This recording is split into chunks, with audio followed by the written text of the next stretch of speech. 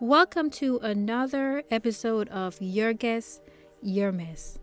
I'm Tracy, and if you're listening to this, I'm really glad that you're here. You know how sometimes you don't have a big announcement, you just have a feeling you can't shake? Like you're sitting on the couch thinking about your life and nothing is wrong, but nothing feels right either.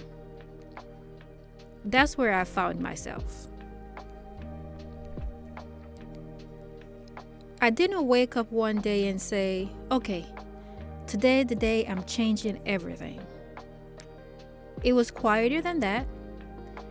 It was more like, I don't think I can keep pretending this still fits. And that realization didn't come with excitement at first. It came with heaviness. Because when something has been part of your life for so long, when it's given you structure, security, a sense of identity, letting it go isn't just a decision. I believe it's grief. I think we don't talk enough about that part. People love the glow up. They love the after story. They love the version where you already feel free and smiling. But nobody really sits with you in the moment where you realize staying is starting to cost you more than you're leaving. Not financially, not on paper, but internally.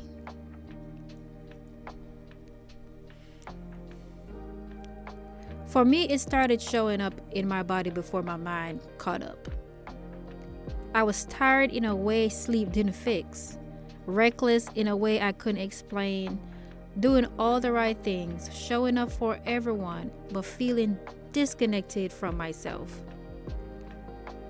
And that's a hard thing to admit. Because from the outside, everything looks fine. I was being responsible. I was being dependable. I was staying for the people, for the expectation, for what made sense to everybody else. But my body.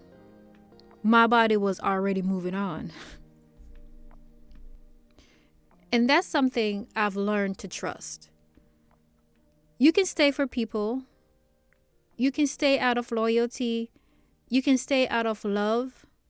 But your body will tell you when it's time to move. Not loudly, not dramatically, just quietly, consistently, unmistakably. And when you know, you know. And that's when the questions started creeping in. Not loud ones, not drastic ones, just quiet ones. Like, when did I stop feeling like myself? Why does this feel heavier than it used to? What am I holding on to out of fear instead of alignment? Those questions don't demand answer right away. They just sit with you. On the couch, late at night, in the car, in the shower. And you can ignore them for a while, but eventually they get louder by staying calm.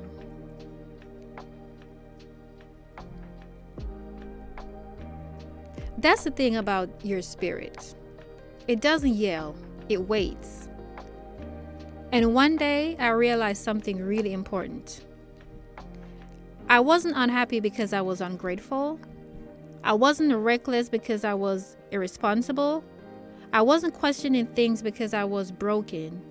I was questioning things because I was growing. And growth doesn't always feel like expansion. Sometimes it feels like discomfort, like misalignment, like being gentle pushed out of an old shape. I had to be honest with myself about something.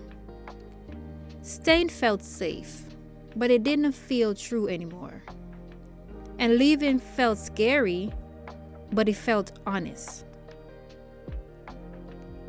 That's a hard place to stand, because society will always reward you for staying comfortable, for being consistent, for not rocking the boat.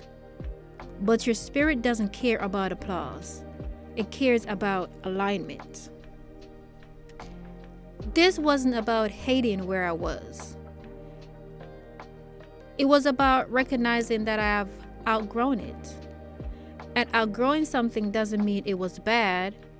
It just means it did what it did when it was supposed to. And now it's done. That realization brought relief and sadness at the same time. Relief because I finally told myself the truth. And sadness because endings are still endings, even when they're right. I want to say this gently, especially if you're listening and feel something similar. Choosing yourself doesn't always look brave on the outside. Sometimes it looks quiet, sometimes it looks unsure, sometimes it looks like sitting still and admitting that I don't know what's next, but I know this can't be it. And that's enough. For me, this season hasn't been about control. It's been about release. Releasing the need to explain myself. Releasing the pressure to move before I'm ready. Releasing the idea that staying is always a responsible choice. Sometimes staying costs you your peace, your creativity, your sense of self. And no title or sense of familiarity can replace that. I didn't quit something because I failed. I choose myself because I listened. And that distinction matters. I'm still in the process, still unfolding, still becoming. There's more to share, and I will, but when I'm ready.